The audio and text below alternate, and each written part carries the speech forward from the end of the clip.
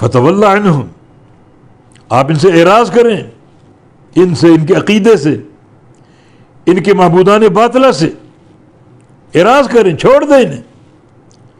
فما انت بملوم، آپ ملوم نہیں ہیں، ملامت کیے ہوئے نہیں ہیں، اور کوئی ملامت آپ سے کر بھی نہیں سکتا، کیونکہ آپ نے توحید کی دعوت آیات بینات کے ساتھ، دلائل کے ساتھ پہنچا کر حجت پوری کر دی۔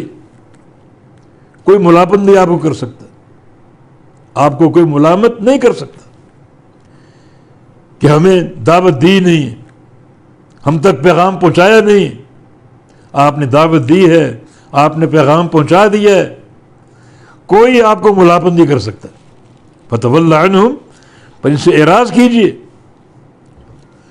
فما انت بملوم، آپ نہیں ہیں ملوم، ملامت کیے ہوئے، کوئی آپ کو ملامت نہیں کر سکتا کہ ہمیں دعوت پہنچی نہیں ہے، ہمارے سامنے توحید بیان نہیں کی۔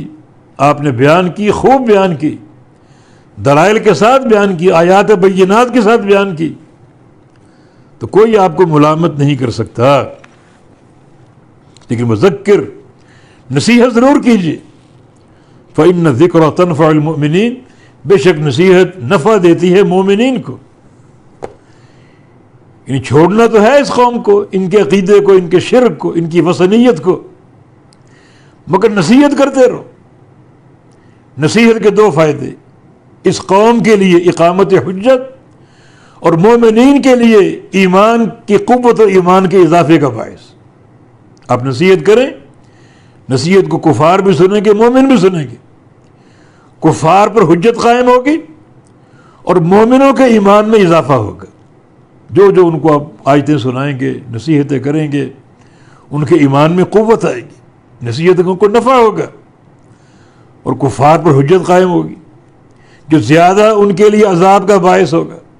بار بار سمجھایا گیا، نہیں سمجھے تو زیادہ پکڑ کا باعث ہوگا، زیادہ ان کے عذاب کا باعث ہوگا۔